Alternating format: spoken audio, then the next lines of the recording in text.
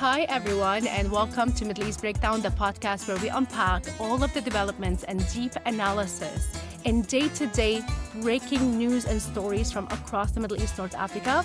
And I'm here with you, Hayvi Bouzo, and with me is Feferman. So we're going to unpack for you today what's going on inside of Iran and the U.S.-Israel strategy in basically dismantling the military capabilities of the Islamic Republic regime, the Basij, the ballistic missile programs, the nuclear programs, and of course, the stop their ability from committing atrocities against their own people and spreading terrorism throughout the Middle East region, which they have done for years. But, Dan, what do you think in terms of kind of breaking down this issue, because it just seems so big, so complex? Well, I mean, we're on day 12. That we're recording this on March the 12th. This is, viewers or listeners will get this a couple of days later. But we're on day 12 of the U.S. and Israeli strikes on Iran, and then a few days later, Hezbollah from Lebanon decided to join this war, prompting a very massive and aggressive Israeli response against Hezbollah in Lebanon. So now we have a complicated situation here, a lot of moving parts. We have new leadership now in Iran that we're going to discuss, so we're going to figure out what that means, what's happening with the people of Iran, what's happening with the opposition, what does the U.S. want to achieve, what does Israel want to achieve, where do things go from here? How do things end in Lebanon? What's the future of Lebanon and Hezbollah in Lebanon? I mean, there's just so much to unpack here, Hayvi, that, this is why we have the breakdown, to break things down. Absolutely. And it's just so much to break down. And as we are speaking, things are happening, very important, very historic things that are unpacking and actually developing in the Middle East. And for us, people who are from the region, who understand the realities that we've been dealing with for decades, it's historic. It's historic on many levels. And we're going to be talking to great guests who are going to help us break down these issues. And of course, with you, Dan, we're also going to be telling us about the situation inside of Israel, your perspective on Israel's strategy, objectives, all of the above. But let's welcome our guest, Dr. Walid Phares, author of The Future Jihad, a renowned Middle East expert, foreign policy analyst, and former advisor to the Trump's first campaign on Middle East issues.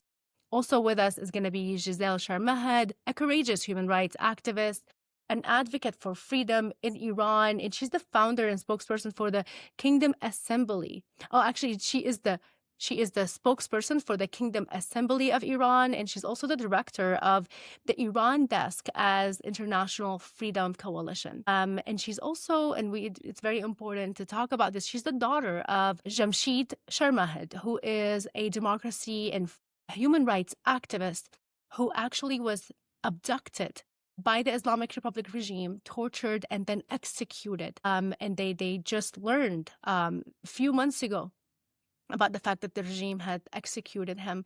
Let's welcome our guests and start this really important and timely conversation.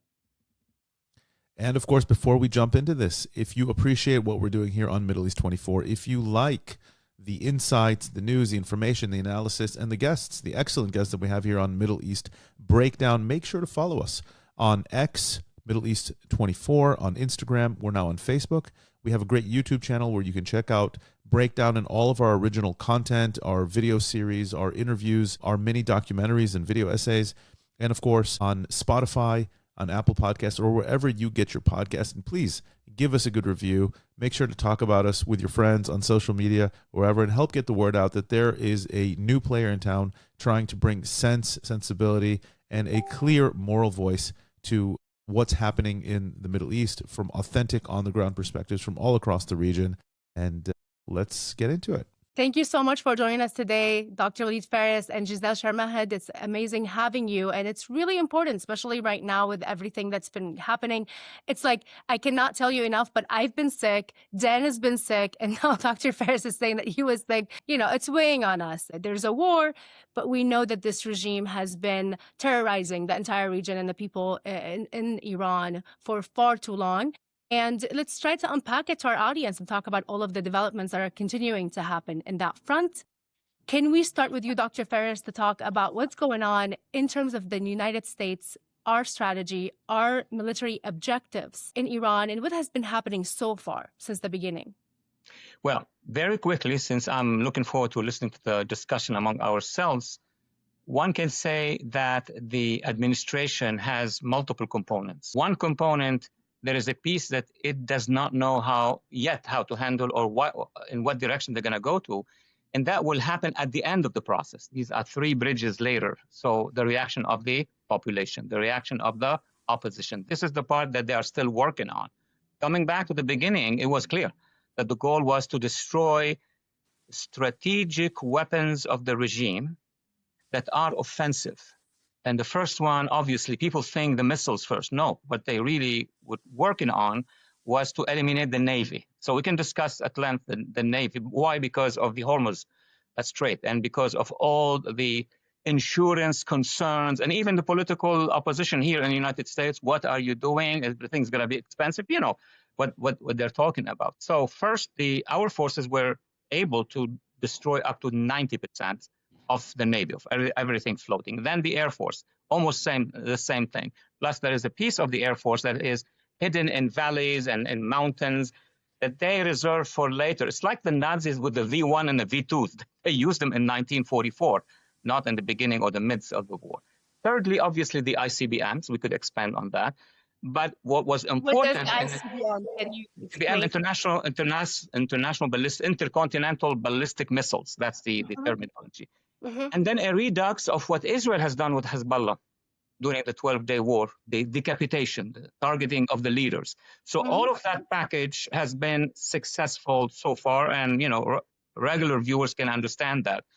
The piece that comes afterwards is going to be a big question mark, which is there is a commitment by the president not to put troops on the ground. There will be no Normandy. There will be no massive. There will be Delta operations, special operations, etc. We can talk about as well. But they need to be troops on the ground. So many have been arguing, I have been arguing, Giselle has been arguing that the Iranian people are the troops on the ground. So comes the next section, which is who is going to arm them? And the answer is, well, some of them are already armed, not very heavily, but already armed, such as in Kurdistan, in Ahwaz a little bit, and in the southeast of Iran with the Baluch, etc. But the majority of the Iranian people are not armed. So there is a whole dossier. I've been back and forth with staffers and members of Congress discussing how would that happen. So that's in a very summarized way where the administration is going. The final goal, is to clip all the arms of the regime and then decide what they're going to do with regard to the population, knowing that, that's the last I got, some areas may be, an objective of a very brief occupation, such as the Khark Island, or possibly a couple ports in the north east of Iran, in the Baluch area. You're talking about forces, American forces in these areas? Yes, that's a possibility. And that you know how the president does. First, no, then maybe, then certainly, because he explains it to the American public, knowing how the opposition is going to take it. And he want to couple it with successes on the ground. So the elimination of the leader, for example, although it's not the main changer, but for the American public, it's very important.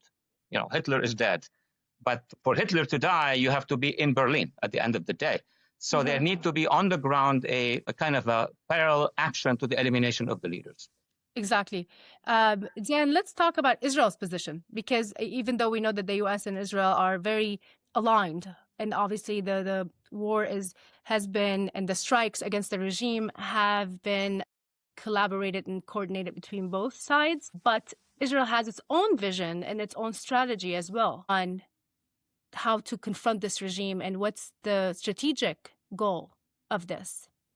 Absolutely. So, something that I think is worth unpacking in this conversation among the many things we want to do, it was something that was brought up. I forget even where I heard it, but it's an interesting point to think about. Israel and the United States have different objectives regarding Iran, but there's a big overlap. And Israel is one of the few, maybe the only military ally that the United States can work with so closely, to the fact that there are reports that there are United States refueling Israeli jets in the air, and of course the intelligence and everyone knows, they know how to work together so so absolutely closely that they're able to work almost really as one team here. Now, from the very beginning, Israel launched more airstrikes than it did even in June. So we're talking about hundreds of airstrikes, 200 planes on the very first strike that decapitated the regime, that took out the supreme leader Khamenei and many of the top brass of the regime. Decapitation, like you said, Walid, it's something that the Israelis seem to really put a lot of weight on lately. And then the first days of the war, of course, going after the ballistic missile storage and launching capability, and now production capability. And then, of course, very much in the first days of the war, taking out Iran's air defense capability. So within a couple of days, Israel had already announced and declared, Israel and the United States, that Iran's skies are essentially open for business. They can fly unharassed, over Iranian skies and essentially do whatever they want, and Iran really can't do anything anymore. So militarily, at least for the beginning, those were the objectives, and Israel was able to do that fantastically well. I think as far as going after pinpoint targets, there's not an air force in the world that can do it like Israel, not even the American Air Force, and so that is something that once again shows itself, the combination of unbelievably pinpoint intelligence and these precision strikes. Now what we've seen is consistent daily strikes and escalation of strikes, regime targets, regime symbols, so going after IRGC, going after the Basij headquarters, going after command and control centers, if I recall, the TV station, or the main IRGC and Iranian regime kind of propaganda platforms were taken out. And there have been some reports of Israeli strikes on national infrastructure, oil and water infrastructure. And so from the Israeli perspective, there were a number of things at play here that we can try to unpack, but it was really, really degrading this regime's capacity, first and foremost, to defend itself from airstrikes. That's a tool, that's not a goal. But most importantly, now reports and analyses are finally starting to come out that since the June strike on Iran, it was in a place where it was producing somewhere around 200 ballistic missiles a month, and getting to a place where it could double and then triple that capacity. And so in Iran, that is producing that many ICBMs every month, becomes a strategic, if not an existential threat, not just to Israel, but to, as you can see now, every country in the Gulf. And so Iran, we'll unpack this, I guess, throughout, but in a twist of maybe a excuse me, a miscalculation, has gone after especially the UAE. It's gone after Saudi Arabia. It's gone after Qatar. It's gone after Kuwait. It's gone after Oman. And Oman and Qatar especially are two countries that have always has been kind of the Switzerlands for Iran, interlocutors who have refused to take sides and always worked very closely with the Iranian regime. It's fired at Turkey. It's fired at Cyprus and Greece. So it's leaving itself no friend in the region. It's leaving itself absolutely no friends. It's trying to burn the neighborhood down, right? And then we'll get into Hezbollah in a second, but this is where we stand today, in which the Israeli and American leaders are saying Iran's missile capacity is going down and down and down. I'm telling you, here sitting in Israel, we're running down to the shelter multiple times a day, but you see the numbers. The numbers of actual missiles being launched at Israel went from, I don't have the exact numbers with me, but from 100 to 50 to 20 to 10. And from what I see from Israeli leaders, they are expected to go even further down by next week. And let's just say militarily, at least as far as Iran, that's where we stand right now. Well, thank God for this news. Unfortunately, Dan, you mentioned before we started recording that people in Israel, unfortunately, have been used to going down to shelters, going to like the safe rooms. But in this time, we're seeing that this is happening in Israel a lot. Yeah, and I feel for our friends in UAE and Bahrain and other places who are not used to this. Yes. They're not used to this kind of. Yeah. That's true. So it's happening right now across different Arab countries, Gulf countries. I've been hearing from people on the ground, just basically some of them, having a lot of anxiety and fear, and it's a very, very tough time. But let's talk about the people inside of Iran, because, this is where people have been bravely protesting against this regime, and which actually kind of started this situation where now we know that Khamenei is eliminated. We know that the strikes against the regime are ongoing, and like Dr. Phares and Dan were just saying, that the military capabilities of this regime has been degraded tremendously. But what is happening inside of Iran? What is the people's reactions? How have the situation changed? for them day to day? Thank you, Hayvi. Let's first, and I know we repeat that every time, but we can't say that enough for people to understand, explain that the Islamic regime is not the government of Iran. So when we see people in the streets, they're not protesting a government. They don't want change within a government. They want liberation, because the Islamic regime to them is a foreign occupation of Islamists, Arab Islamists that came to Iran to occupy the nation, to take the resources, to erase a people and use that resources for their expansionist Islamist movements, which we have seen, which we have witnessed in the region. They're the ones that are financing Hezbollah, Hamas, Houthis, and so on. So this is an expansionist movement by the Ayatollahs, by our jihadist regime, and the Iranian people are against that. So what we're seeing is not protest, it's a liberation movement that has gone on for 47 years. Sometimes it is so big that we can see it outside, that we can no longer ignore it. But even in Western media, we have to talk about millions that are coming to the streets. But this is not like when the millions go home, it has not stopped. So this is ongoing. And what they want is to reclaim their country back. So any country that has been taken over by foreign forces that kill on a regular basis, the population is de facto not a sovereign state, but a foreign occupation. And that is why we're talking about liberation. That's why we're talking about self-determination of the Iranian people. That's what they want from every single region.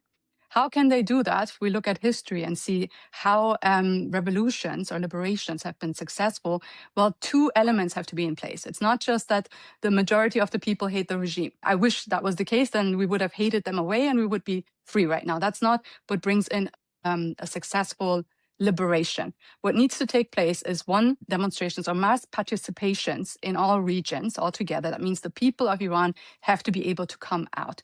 Second, mass deflections from the armed forces. Who are the armed forces? And again, Dr. Phares already mentioned, there's some armed factions inside of Iran that are working against the regime. They don't have the capability to liberate the entire country, even if they wanted to, right? They can barely move within some territories and make sure the population there is safe, and the population is usually mostly targeted by the regime. To make sure they're safe, they can open up pockets. They cannot march to Tehran or all over the country and take down the IRGC. That's impossible.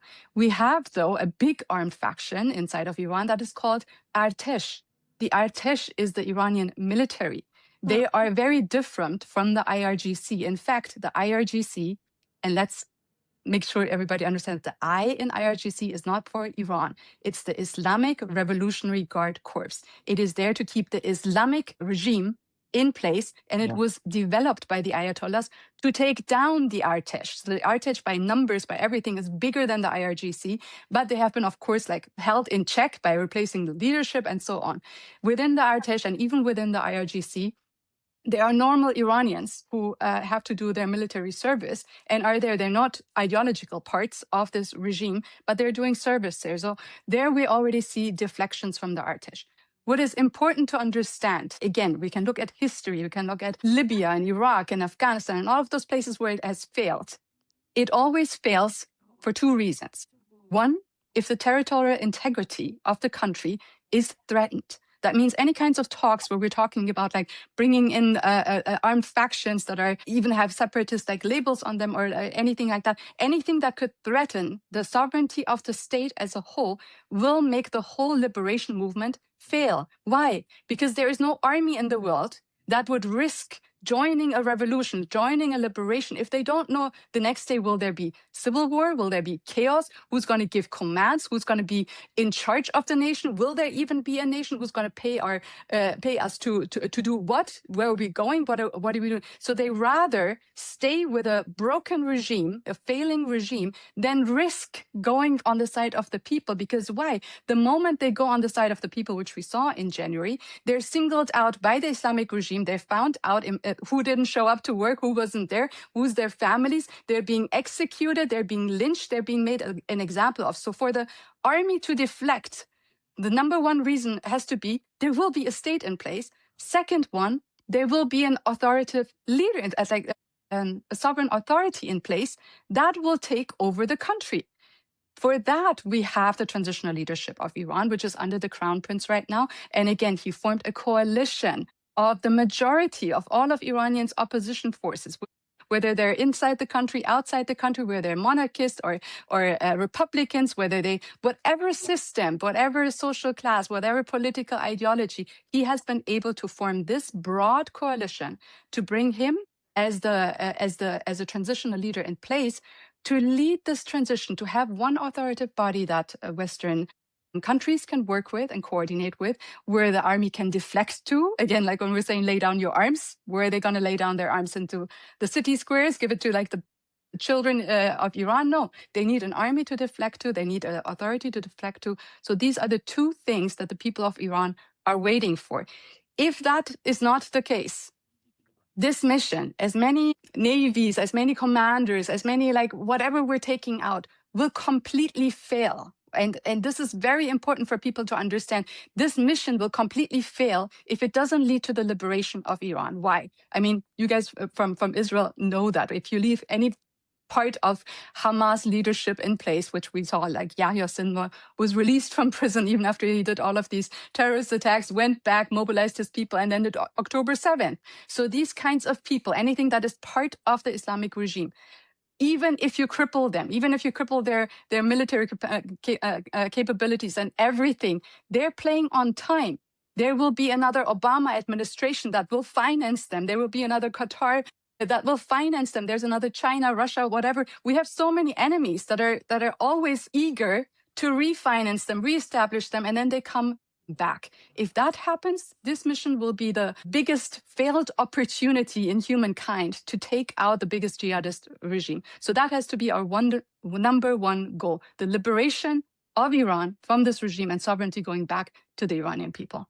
Absolutely. I actually wanted to build on this because I kind of agree with you, Giselle, about the fact that we have a historic opportunity right now. And my biggest fear, and I think the fear of a lot of people, is that the strikes against the regime will stop before achieving complete victory, military victory over the regime. Because we are in this kind of unprecedented place where this regime has been completely weakened. People inside of Iran are ready. I've actually been seeing some reports about defections, but can we talk more about that? Is that really happening? What are the possibilities? Can we, Dr. Phares, if you can talk about this, in your opinion, the different scenarios where people inside of Iran and the military and the security people that probably don't align with the regime, but they're just there, they work, you know, it's like for economic opportunities, are part of it somehow, that probably are ready to defect. What is the strategy that should be used? And is this something we're actually investing in? Absolutely. Great question. I will leave the psychological effect of a defection, how it happens, to Giselle. So because that's the inside reaction to it, I'll visit something else that would lead us to that point. US, we need to look at the actual military goal, what is happening, the Pentagon, and what they're trying to achieve. And then the political tool that this administration is using, which is lesser than the military. We are really expanding on the military. I mean, you hear Pete Hegseth, Secretary of War, talking about it. It's like we are smashing the military machine, and we are, but that's not enough. The other part of the military action is basically when would the combination of military action and political action produce the missing link?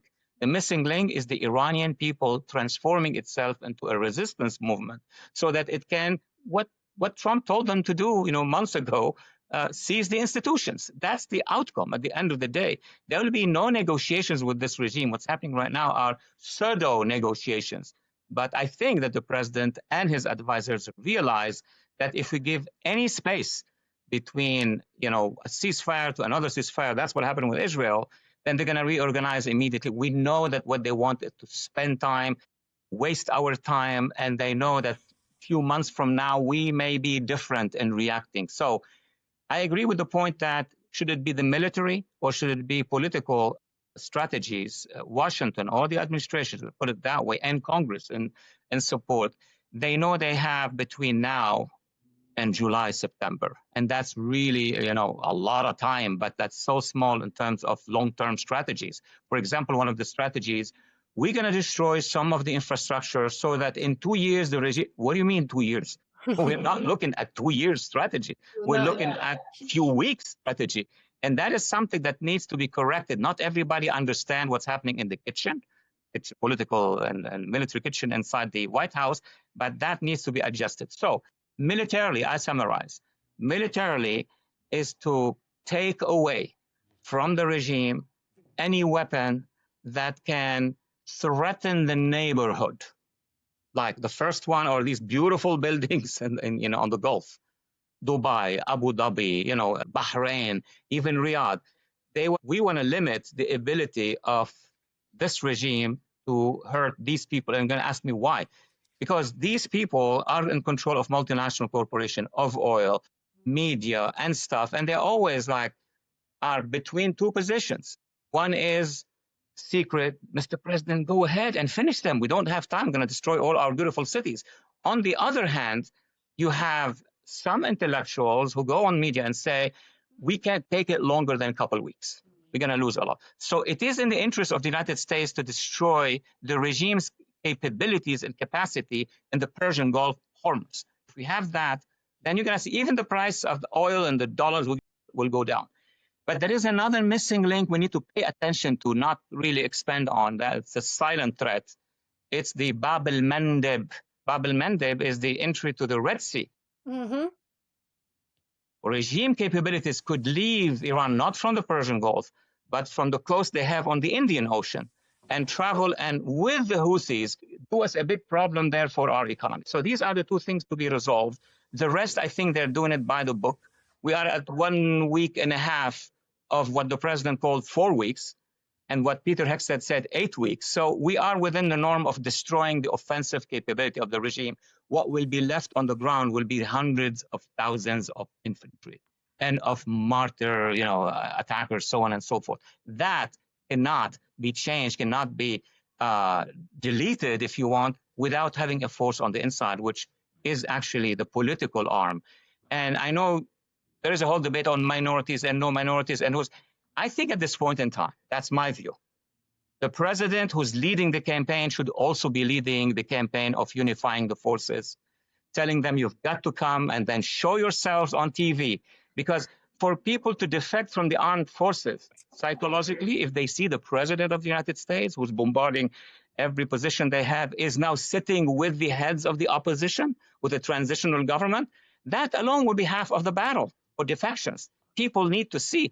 And if the population of Iran sees that their leaders are sitting with the president and jointly, like Winston Churchill, the American president, and de Gaulle, and the heads of all these movements in Europe during World War II, that would prepare for an equivalent to Normandy, not on the ground, but the population on the ground will be armed. These are the challenges coming, and the time is shrinking. We have enough time, but we are shrinking. My concern here, Walid, is that they did. First of all, Trump spoke that the United States would back the protesters at the height of the protest. When we had a podcast with both of you, and we were talking about it, the situation at the height of the protest. And it didn't happen, right? The United States famously didn't go in, and the regime massacred, some estimate 30,000, some possibly more people in the matter of a couple of days. And the protesters seem to, obviously kind of go back and hide, essentially, from the regime brutality.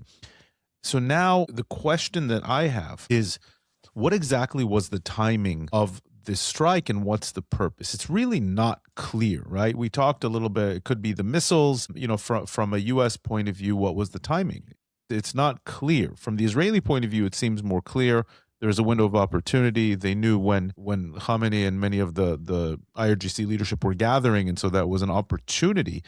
But what is the goal here? Is the goal, what did Netanyahu say? The goal is preparing the conditions for a regime change. I think what they thought, if I'm reading into this correctly, was that maybe we'll get a regime change, right? We'll certainly weaken the regime, as we said. The missile capacity, which for Israel is absolutely critical. The naval capacity, which for the United States and for the Gulf countries is absolutely critical. Weakening the regime, taking out the supreme leader.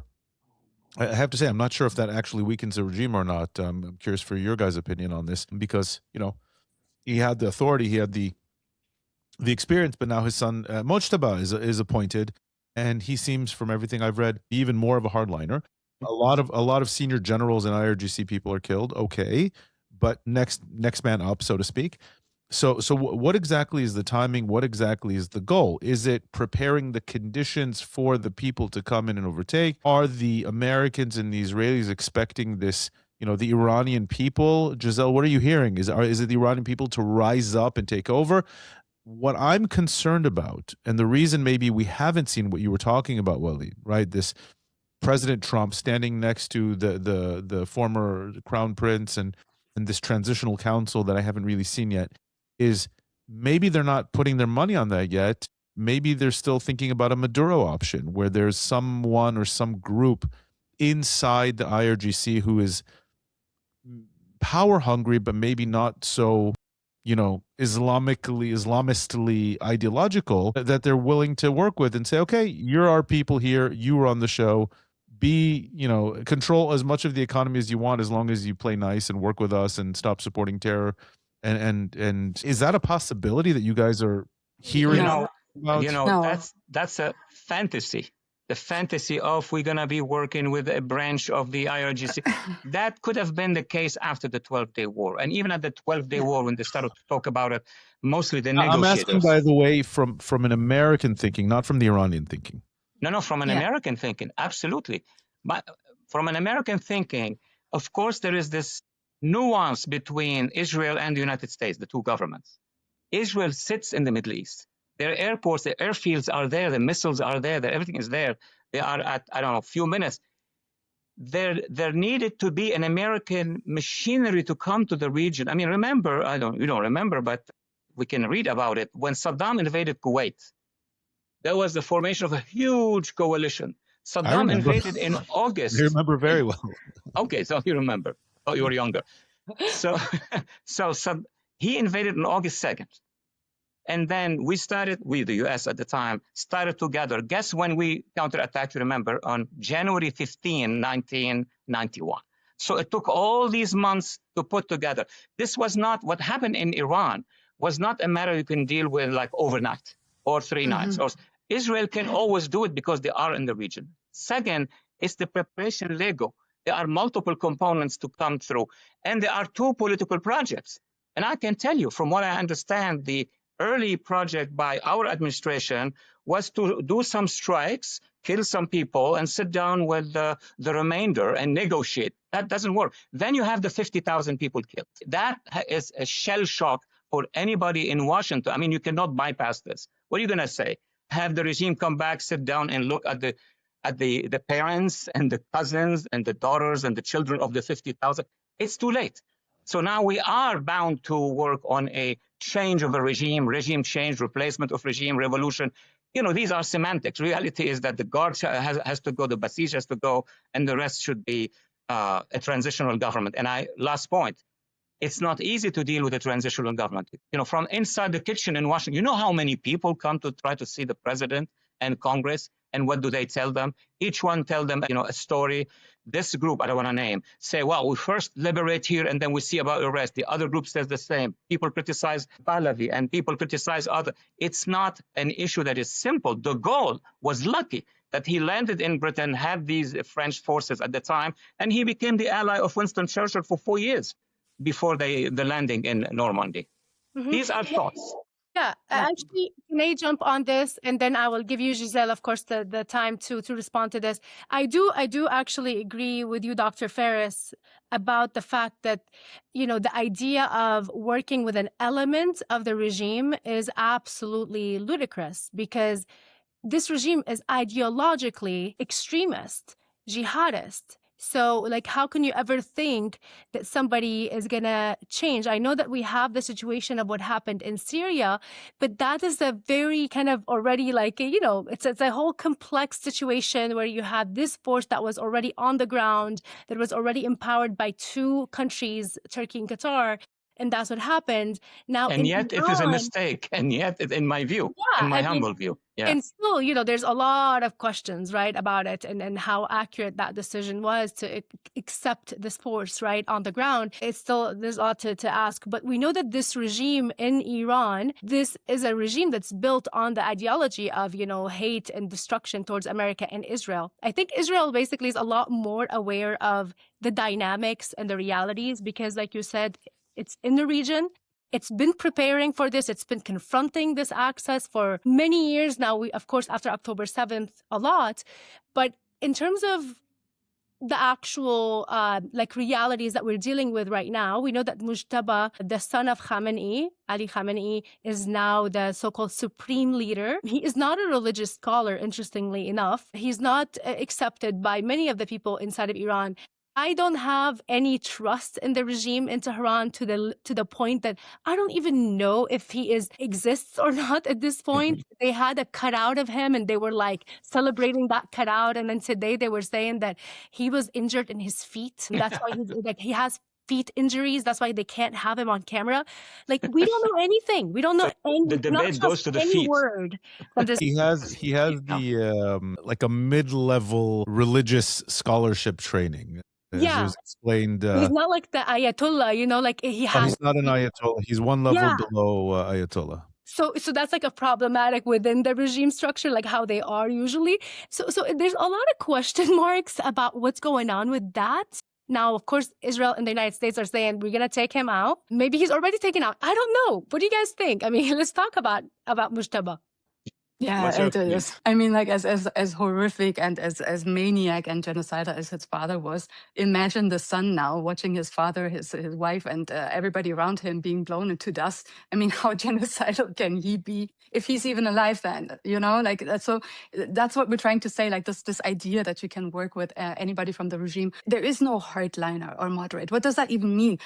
A moderate jihadist? What does a moderate jihadist do? Like, only wants to destroy half of Israel, only wants to kill half of the Jews, like only wants to kill some of our presidents, like only wants to rape half of our population. There is no moderation when it comes to jihad. Jihad is very clear. We were going to kill you unless you join us. That's what it is about. So there is no in between. Either you're with the Islamic regime and you're on the side, or you're not. You're completely different from them. We have to stop all of these like labels of hardliner, moderate, blah, blah. Maybe we find somebody within the regime. No, if they're accepted by this regime, it's because they are one of them.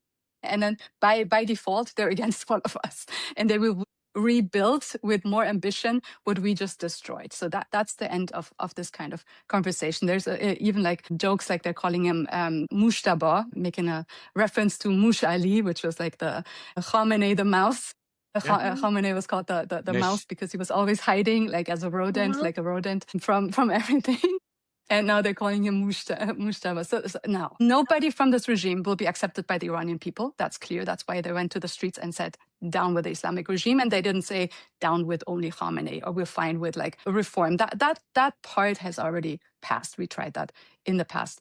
So what leaves us with is the opposition. And again, it is not hard. Of course, there is like several voices coming up to Washington and blabbing, but we have to differentiate between lobby groups inside of Washington and the reality on the ground. The reality on the ground is that there has been a revolution in January that did not spontaneously happen. So anybody who thinks millions of people just pour into the streets by themselves, there's no organization, there's nothing behind it, is delusional, okay? So these revolutions, because we worked for 20 years with the opposition, with the underground opposition and deflections and like the protesters and whatever you want to call them, we know they're organized. We know how they're built. So look back from the moment that the transitional government was built in Munich in 2025 in summer, and Dr. Phares and I, we were there. I was lucky enough to be one of the speakers, one of the representatives of a faction of Iran. So factions from Iranian opposition were invited and represented by 100+ speakers in there. So these are not just like some people who came together and decided that each speaker represents a faction of the Iranian society or of the Iranian opposition, whether it's the girls whose eyes have been shut out, whether it's the LGBT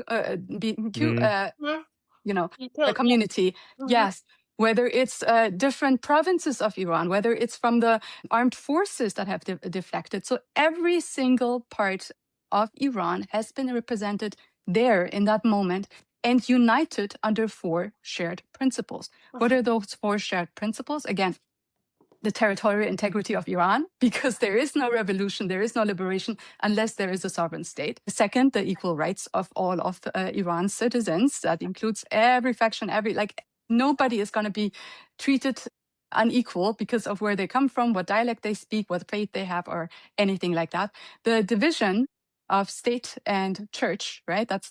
It has to be a secular state to be democratic. And we're all moving forward in deciding on Iran's future in free and fair elections. The Iranian people will do that when they're liberated. So that brings the communications between who is on which side, which are the monarchists stronger, are the Republicans stronger, like which faction, that comes at a later point. So when all of these are united under one umbrella, and then you look back at each and every one of these factions, what have they done since that summer till December? They have worked on mobilizing their people to bring them to the streets, to unify them, to make sure they're ready for the uprising when the uprising is called upon. That's why we saw in January not a regular uprising that was just like crushed by the regime.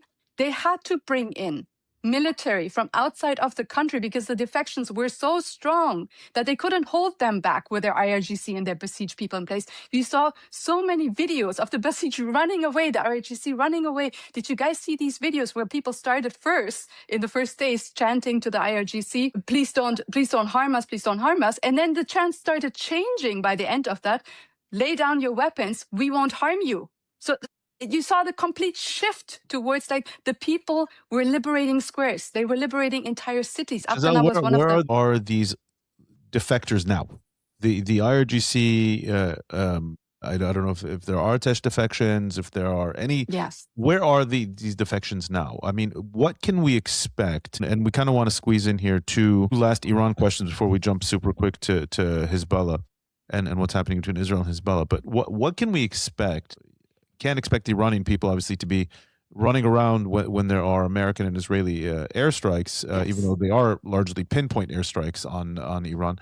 But what can we expect? Where are these defectors now?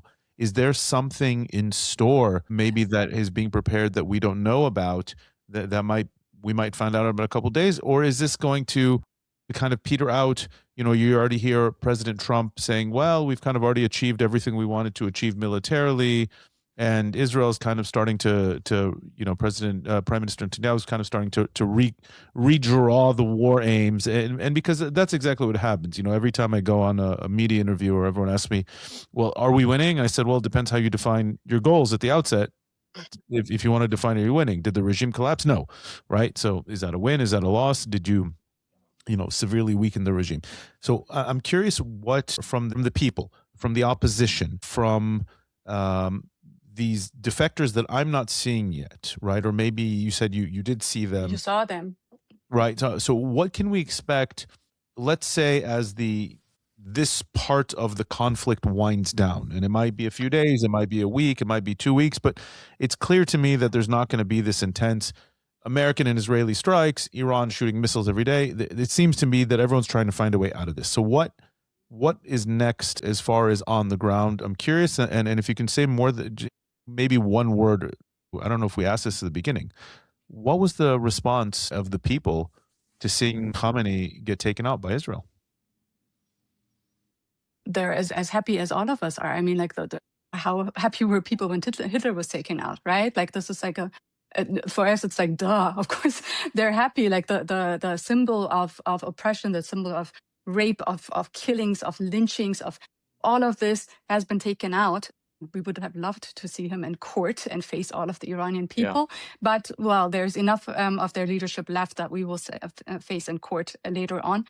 It was liberating to see for the first time for the Iranian people. And again, for us, the war didn't start last week. For us, for Iranians, the war started 47 years ago. So the Islamic regime waged war on a population, on an unarmed population. For the first time, though, there is an army, right? Like how when they're calling like Hezbollah and so to come to their defense, we finally called on our allies, America and Israel, to come to our defense and taking out their armies. So for the first time, they're seeing their commanders and their killers going down, which is fantastic. Of course, the people of Iran don't have shelters, they don't have bunkers, they don't have alarms or anything like that. So they're still experiencing war, as horrible as it is, not just bombs falling from the sky and casualties, but also the Islamic regime. They don't trust this regime, and this regime will go against them. We just saw, and I don't know if you saw that in one of the biggest mosques, all of these clerics coming together, and they had like military uniforms on, Kalashnikovs in hand, and they were instructing the rest of them that when you see people coming to the streets, they are just as foreign to us, or they're just as an enemy to us, and they should be just treated like the IDF, like the American military. That means they're commanding right now war on civilians. Again, this is a war that has been going on, and you guys need to show these videos. It's terrifying to see that how they're calling war on the Iranian people. So yeah, that's one. Please do send, we have send us these videos. We're trying to cover what's happening. Yes, I think it's still in my stories. If you can, you can take those. Please share with us. We and we need to cover things daily and like moment, but we would love to have more. Absolutely, and I think it has already translation on that video. Now, what is important? When did we win the war? We win it when Iran is liberated, and in effect, since we have only one transitional leadership right now that is combining the whole forces, when Pahlavi and the transitional government replaces this terrorist regime. How can this happen? And we're talking about the defectors. We already have since last year a registry for the armed forces to defect to, right? I think last year we said we had 50,000 deflections. I don't know how many there are right now. But have we seen them? Of course we have seen them. They will not come out in their uniform. They have.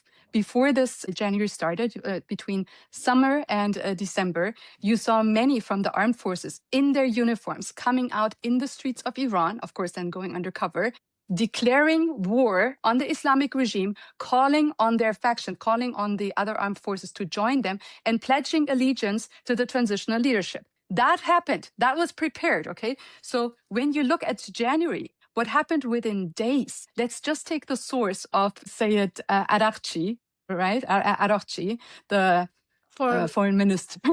He gave actually a list of everything, like all of the damages that have been done. He showed how many buses have been taken down, how many police stations, how many mosques. And again, these mosques are not places of worship. They're places where the Basij forces are hiding ammunition and are mobilizing against the people.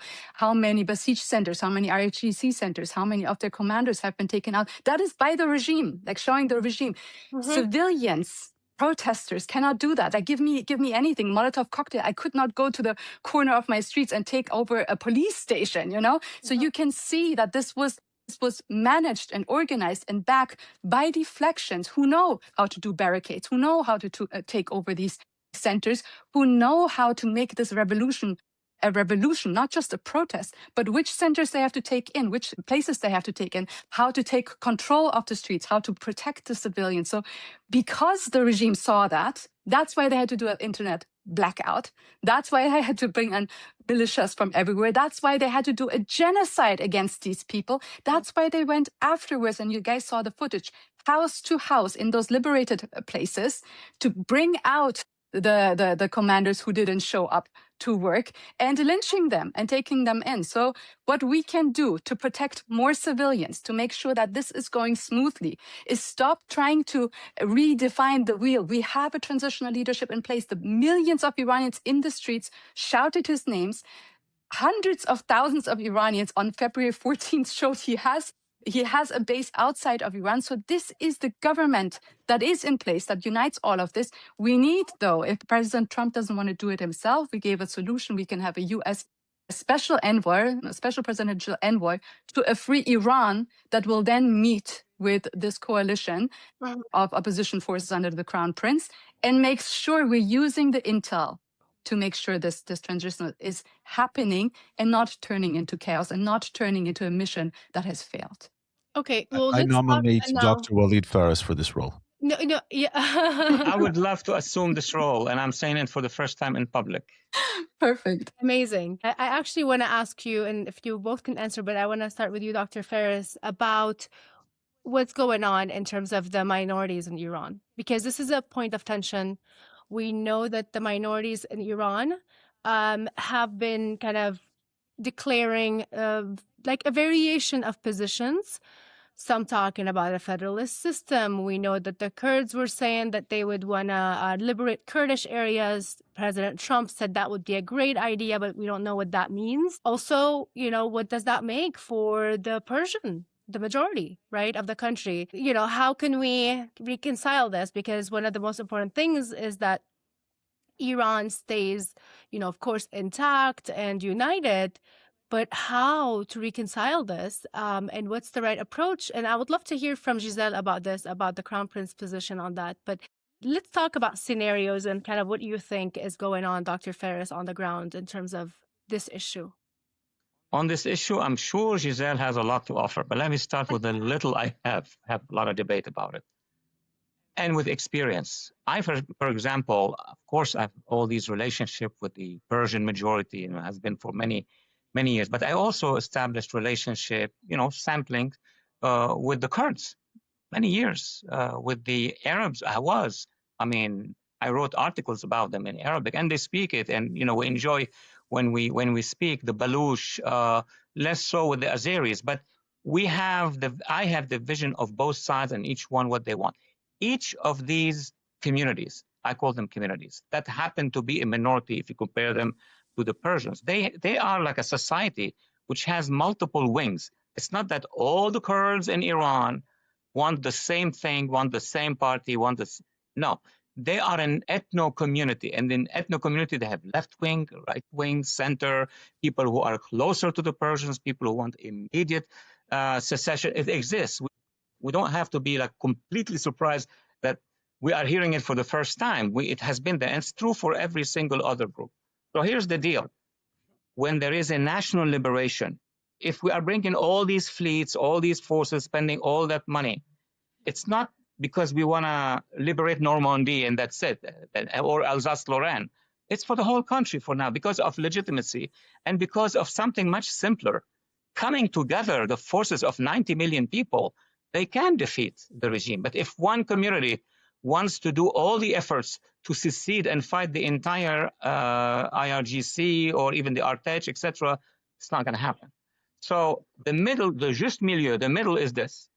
Everybody should be under one national umbrella. It does not mean that it's going to be a unitary country and minorities will be persecuted. These are, first of all, nightmares from the past, and they are also suggested by the regime to break up the unity. So exactly. The regime oppressed the minorities, and the regime is now trying to scare the majority from exactly. That's you got it in 2 seconds.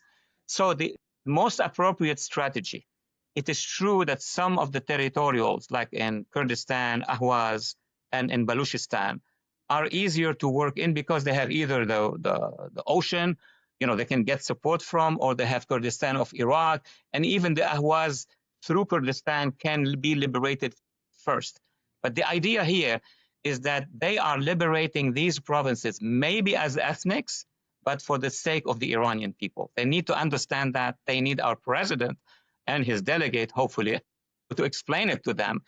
And then they need to seek the head of that's a game that is so smart. We have to help them. They need to tell the umbrella, which is the transitional government, every inch of land we liberate, you can come and visit and deliver your speech from on the soil of Iran. Like de Gaulle, when Normandy was liberated by the Allies, not by the French forces. A small brigade of the French landed in the place that became the center of the beginning of the liberation. My point is, it's feasible. All these communities want to stay in Iran. There are some of them who say, we'd love to have an independent country of our own. Fine. Do a constitution that's federal, that is confederal. The Scots or the Quebecois, every 6 years they do an election, they do a referendum, and then they don't win that referendum because most of the people like larger entities which are modern. And I've heard it from Kurdish ladies, from Kurdish female. We'd love to be able to go all the way from Sandanaj to that's Kurdistan to Tehran and come back same day if possible. But we need also to speak our language, to have our schools. It's feasible. It's an architecture that can be done. Beautiful. Well, what do you think, Giselle? Because we know that this is a kind of a sensitive topic, let's say. And we know at the same time that, some people talk about federalism, or Dr. Phares would just say confederacy, that these are possible scenarios to make sure that the country does not fall apart. But also the idea of a centralized government is also floated by some. So I would like to hear what you think would be the right approach, and what does the Crown Prince see as the kind of the vision forward, and also how are the relationships between these different minority groups? with the Crown Prince and the coalition? Yes. So let me first explain what many people don't understand about ethnic minorities inside of Iran. There is only two major ethnic minorities, and that's Arab and Turks. All of the others are factions of one ethnicity, which is Iranian. Persians, Kurds, Baluch, Lur, Gilaki, Tajik, blah, are ethnic Iranians. They're different tribes, different dialects, different. Of course, because Iran was so big, some of the culture and languages and all that kind of stuff has changed, but they're all one ethnicity. So Iran is sometimes misunderstood as a multi-ethnic. There is other ethnicities. Again, like the biggest ones is the Arab community and the Turkish community. Those ones, again, they have been part of Iran for centuries, if not millennia. If we're going back to the big, what is called the Persian empires, which were never Persian empires, but Iranian world empires, so to say, they were already there. Like the parts of Khuzestan where the Arabs are living, they were already there during the first invasion of the Arab Islamists from Saudi Arabia to the Middle East. It was, in fact, the Arab armies that were fighting for the Iranian Empire against these Arab Islamists. So they have always considered themselves part of that region, lived in that region, part of Iran. So the overall majority, if you don't listen to all of these noises, and sometimes on social media, it's always like, the more radical you are, the more you're hurt there.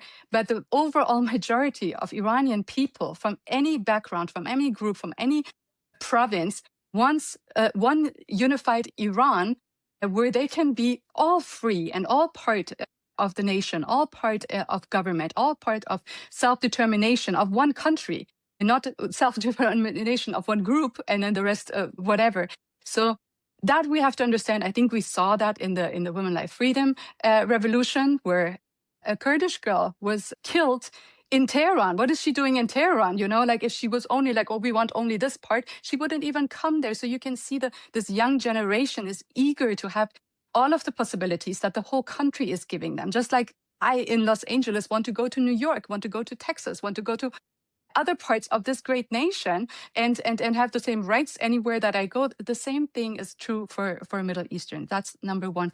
In this revolution we saw in January, from any part of the 31 provinces, they were screaming the same thing. They were screaming Javid Shah. They were screaming Pahlavi's name from Kermanshah, from parts that are majority Kurdish. You would hear that, you would see that. So you can see by the evidence on the ground that there's an overall majority that understands the transitional leadership and believes in it. Again, when we're talking about the Crown Prince, he has never stated anything else. If you look at the Munich conference, which I was talking about, the different ethnic groups or provincial groups, they were dressing almost like a flag, you know, like you could see their ethnicity wearing on them, speaking through them, coming out of them. So we're embracing these cultures, we're embracing these languages.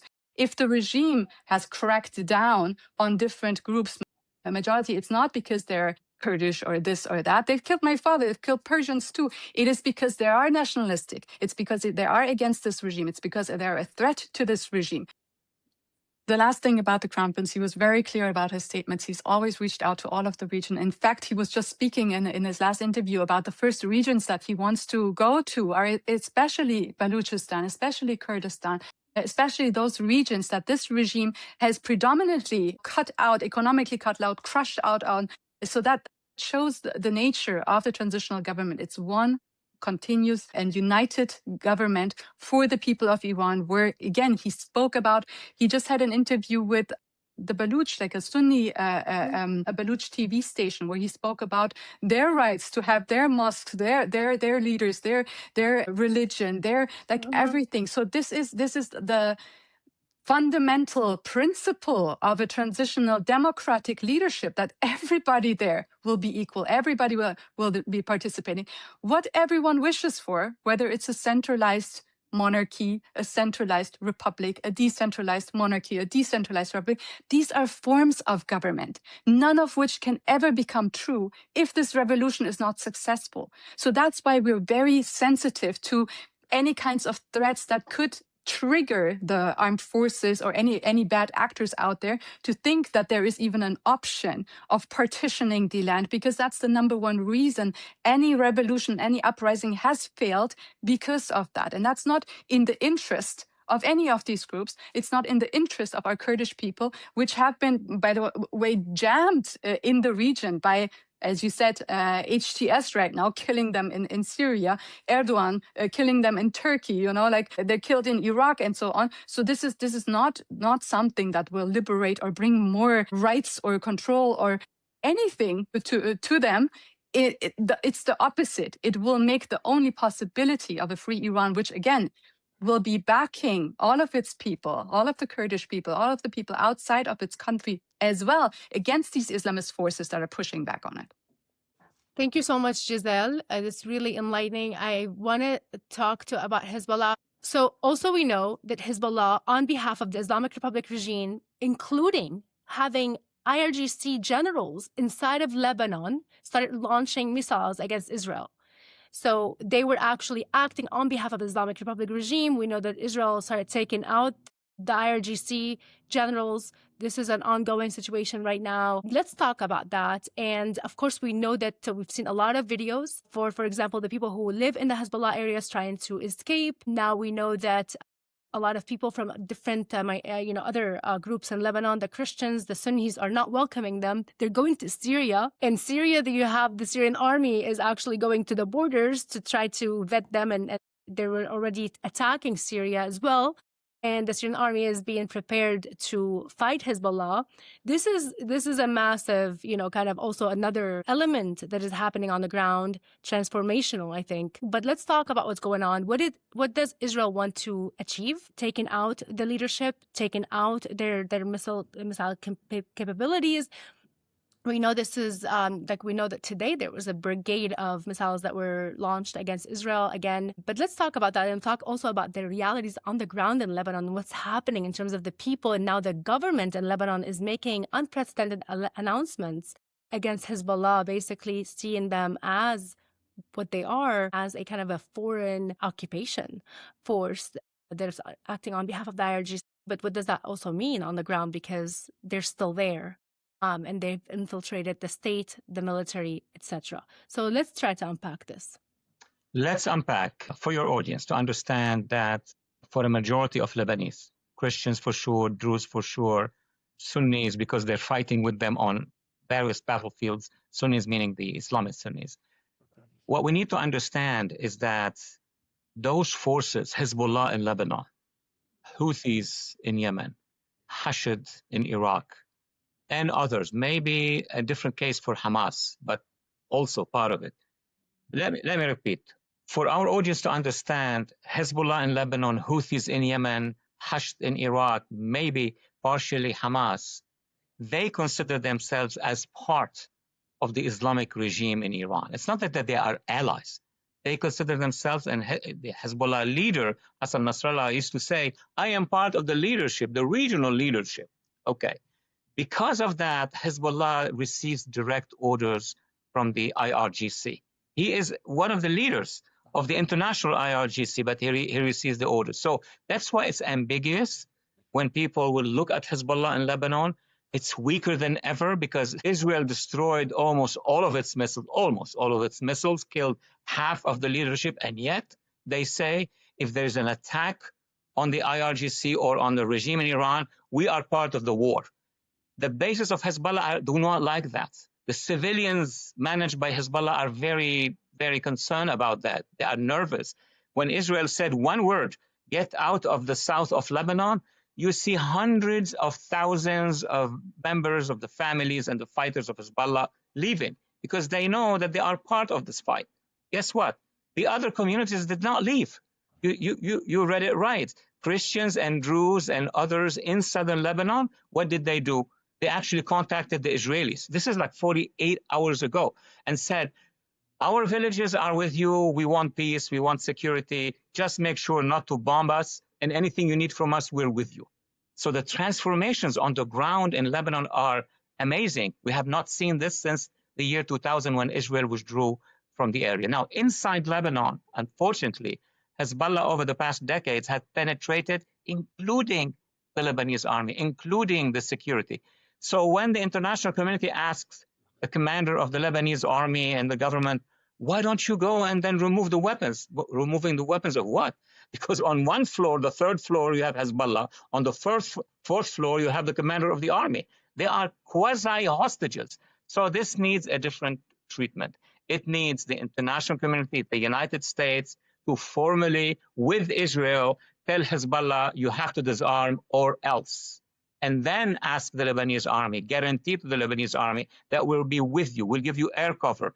And then tell the communities, the large other communities, that you have to be part of the resistance. So in Lebanon, it's like a small Iran, but it is closer to Israel, it's on the border of Israel, and it's also close to the Sixth Fleet of the United States. Wow. I would like to ask you, Dan, about this from the Israeli perspective, and then we can conclude here. But I think this is such a really important, and the conversation, is historic and in many ways. What we're seeing happen. I think for the outside world, they're probably not realizing how big the change is when you're talking about the people on the ground in Lebanon, how they're viewing the IDF, how they're communicating with Israel, how they're seeing the relationship with Israel, and how they're seeing and actually acting upon their views on Hezbollah. We actually had a vox pop recently, like a man on the street from the Hezbollah-controlled areas, the people who left these areas. And I've never seen this. And they're Shia. The majority of them were saying that they're angry with Hezbollah. They're giving and holding Hezbollah responsible for what's happening. And we know why, right? But this is the first time we're seeing this kind of no longer afraid of Hezbollah, basically. So let's talk about this, Dan. What we're seeing now is a new Israeli approach to the region, a new Israeli approach to Lebanon. Israel essentially established a new doctrine, and maybe this is a piece I need to sit down and write if I can ever find a few hours, but it's the FAFO doctrine, right? Israel used to kind of try to rely on strategic deterrence. Israel used to try to rely on both this look, people don't, the region often says, or today you hear it among leftist circles in the world, oh, Israel is the aggressor, Israel is, loves bombing other countries, etc. I can tell you, living here, the last thing Israelis want to do is go and fight wars in other countries. The first thing Israelis want to do is go travel the world. They want to work. They want to raise their families. And for the longest time, they understood when you go to war, first of all, you're risking your own soldiers. And these are our neighbors. These are our sons. These are our fathers. These are our brothers, daughters now. They're now female combat soldiers. They're now female pilots, combat pilots. Right, and so we're risking our families and our friends when we go to war. You see a lot of myths and lies how Israel is trying to expand its territory, etc. It's all BS. What Israel is doing is, first of all, every time Israel is forced to go into war in these neighboring countries, in Gaza, in Lebanon now, previous, airstrikes in Syria, the strikes in Lebanon, there's a threshold of, okay, we're going to catch flack from the international community again, and it's going to hurt our economy, and we're risking our lives, and so what is the threshold you do that? And the thinking was we've talked about this before, the false thinking, the wrong thinking was we can also deter Hezbollah, and we can deter Iran, and we can deter Hamas. So it turns out you can't anymore, right? So about a year ago, Israel massively decapitated and degraded Hezbollah. And Hezbollah was always thought to be the main close enemy to Israel. Of course, as you said correctly, it is a direct arm of Iran on Israel's border. And it was estimated that, 2/3, maybe even 80% of Hezbollah's missile capacity and operational capacity were taken out. Its bank reserves were literally bombed. Of course, its leadership, Nasrallah and others, were completely taken out. Now, it turns out in the year or so since the ceasefire, so to speak, that we've had, they've been busy rebuilding and reconstituting and reorganizing. So a couple things have happened, though, and this is big, and this is what the region doesn't understand. Everyone, you hear, oh, the Israelis and the Arabs are at it again. That's all you ever hear. What you don't understand, right, and this is what people need to understand what's happening on the ground in Lebanon. In Lebanon, the Lebanese are less and less scared of Hezbollah. Okay, and you mentioned it, Hayvi. They're speaking out. By the way, I don't see a scenario, Walid, where the Lebanese army confronts Hezbollah. I really don't see a scenario of that. I do see a scenario where the Syrian army now, where al-Shara, where Jilani is talking about confronting Hezbollah in the Bekaa, in the Lebanese-Syrian border. You hear talks of that, but you don't really see scenarios where the Lebanese army is confronting Hezbollah. You see them speaking more. You see Lebanese politicians speaking much more openly about the need to disarm Hezbollah. But on the other hand, you also see Israel with attacked once again, who's saying, you know what, deterrence is not a thing anymore. We can't deter them. We're just going to go in and we're going to clean house. And the only thing that's going to stop Israel right now is if there's some kind of real agreement, not just one on paper, that actually disarms Hezbollah. That's what Israel needs to see here. Israel needs a strategic change on the ground in which Hezbollah is no longer there. It's no longer an armed entity that can even threaten Israel.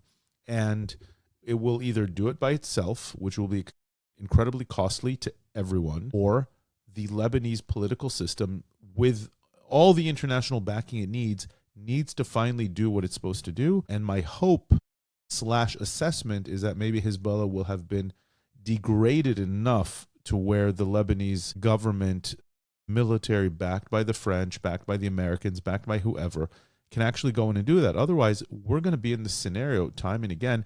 And I have to say, I feel really bad for the people of Lebanon, who clearly, we hear this, they don't want this. They're getting dragged into wars that serve only Iran's interest. And so I'm curious, what do you guys see as the end scenarios here? I mean, so you believe then that the military in Lebanon is incapable of taking out Hezbollah itself, but if the U.S. I don't know if they're incapable. I think they're certainly unwilling. But if other countries are involved in supporting them, if Hezbollah is degraded enough by the Israeli strikes against their military capabilities, that with the help from international partners of Lebanon, Hezbollah could be taken out domestically, internally by the government and the military. What do you think of that, Dr. Phares? It seems to me that it's going to be the first time we're going to talk about it with complete transparency. Problem is not Hezbollah can defeat us or we can defeat them. But the problem is the Lebanese army. The Lebanese army is a product of the Lebanese political regime system. I have big words for that. I'm not going to use them in public sphere. It's a whole mess. So the Hezbollah, on the one hand, has penetrated the Lebanese army. We need to say it. We need people to understand that this is not an army that will move by order. This is a messed up army. You have a piece of Hezbollah inside the Lebanese army. You have now, over the past maybe a year or 2 years, a penetration by jihadists inside that army. And then you have the central block of that army, which in its majority is Christian and Druze. So that's the reality. What can happen, to answer first your question, if the Lebanese army and the Lebanese population isolate Hezbollah, yes, but there will be a breakaway from the Lebanese army with Hezbollah. So we'll be fighting Lebanese army pro-Hezbollah and Hezbollah versus Lebanese army anti-Hezbollah and the Lebanese anti-Hezbollah. They call it civil war. I don't think it's a civil war. It's also a liberation war, because Hezbollah, remember what we said earlier, is an extension of the Islamic regime in Iran. Second, now recently it was mentioned then that the regime in Syria, an Islamist regime, is coming to the borders of Lebanon. They have scores to settle with Hezbollah. So the units of the Lebanese army deployed there will work with Hezbollah. Both of them will be fighting those Syrian regime or jihadists or what have you. So some brilliant mind suggested that if Hezbollah and the jihadists are going to fight against each other in the Bekaa Valley, let them fight. The Lebanese army will have to withdraw to Mount Lebanon to protect Beirut and wait for that battle to take place, because nobody is going to win it. That battle, they will both be weakened. And at that time, then Israel and the United States and France and the island of Fiji, everybody will come to push back all the jihadists at the same time. They would have weakened themselves, and then you bring back the Lebanese army, you bring back other components. That needs time, and that needs Israel to weaken Hezbollah, and it did. Hezbollah now is at the weakest condition. They have AK-47s, they have some missiles, they have stuff, but they don't anymore scare the Israelis strategically, not even the Lebanese, in my view. But there still needs to be more, right? Like we need to still see a continuation, I believe, of the Israeli campaign to make sure that we are at a place where this terrorist IRGC militia basically is incapable of, at least as Hezbollah, right? As, the Hezbollah component, to be able to threaten the people in Lebanon, Israel. And then you're talking about now the military will have its own kind of, has to fight and defeat those components within the military itself. That's basically the upcoming war. The Lebanese army cannot play picnic with Hezbollah. Either it's going to go to a fight or it's going to stay where it is. And unfortunately, the leadership is not yet integrated with the US-led Israeli-backed international coalition. That's a false picture of what it is. So the Israelis will push from the south. The Lebanese army will be in Mount Lebanon to protect it. There will be jihadists coming from Syria. They will fight with Hezbollah. Israel will strike both, I believe. And then there will be the return of the Lebanese army. And that Lebanese army, the future, not now, will guarantee for Israel there will be no Hezbollah, no jihadists, and the borders will be open. As I drove from Lebanon to Israel, it will be like Greece and Italy, or Greece and Albania. Wow. What a future that you just kind of created for us to imagine and hope for. And I want to conclude on this note. Thank you so much, Dr. Walid Phares. Thank you so much, Gazelle Sharmahd. And it's always a great, very insightful conversation. Of course, thank you, Dan, for all of the insights that you brought today, despite everything that you're going through personally, being in Israel. And thank you all for listening and watching to Middle East Breakdown with me, Hayvi Bouzo, and Dan Feferman, the co-founders, co-editors of Middle East 24. Please follow us on Instagram, X, Facebook, YouTube, and of course, subscribe to our podcast on Spotify, iTunes, or whatever it is that you listen for to keep getting more of the deep analysis of the developments inside the Middle East, North Africa. And see you guys next time.